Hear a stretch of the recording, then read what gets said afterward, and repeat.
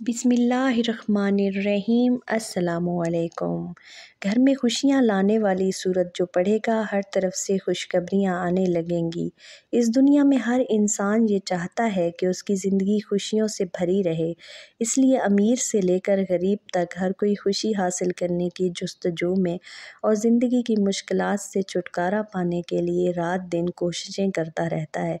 लेकिन बहुत कम ही ऐसे लोग हैं जो खुशी हासिल कर पाते हैं। इरशाद बारी ताला है, जो शख्स नेक अमल करे, मर्द हो या औरत, और वो ईमान भी रखता है, तो हम उसे ज़रूर पाकीज़ा ज़िंदगी बख्शेंगे और यकीनन हम उन्हें उनका अजर ज़रूर बदले में देंगे, इन बेहतरीन अमाल के मुताबिक जो वो किया करते थे। इस आयत करीमा से ये नुक्ता बिल्कुल साफ़ हो गया है कि इस दुनिया में अगर किसी को इत्मीनान बख्श, पाकीज़ा और खुशी वाली ज़िंदगी चाहिए तो उसको दो शर्तें पूरी करनी होंगी। एक ये कि वो अपने आप को ईमान के नूर से मज़य्यन कर ले, और दूसरा ये कि अच्छे और नेक कामों से अपने ईमान को मजबूती फराहम करे।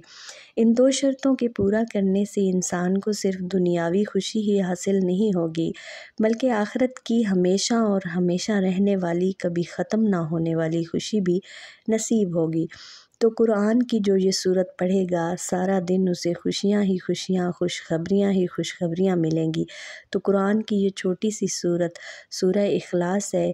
ये वो सूरत है जिसको पढ़ने से घरों में मोहब्बत पैदा होती है, दिलों में मोहब्बत पैदा होती है, घरों में खुशियाँ आती हैं, खुशहाली आती है, रिज़्क आता है, परेशानियाँ दूर होती हैं।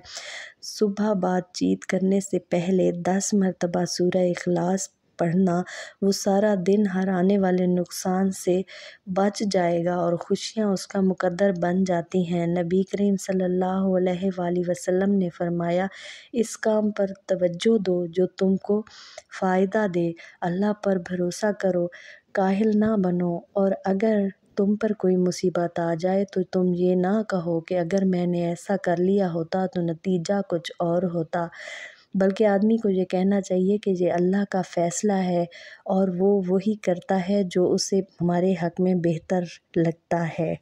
आपको कोई भी वजीफ़ा चाहिए या आपको कोई भी परेशानी लाहक है तो आप कमेंट में मुझसे रब्ता कर सकते हैं, मैं आपको वजीफ़ा सजेस्ट करूँगी। और मेरा आज का सवाल ये है कि सूरह काफ कौन से सिपारे में है, आपने कमेंट में ये भी जवाब लाजमी देना है।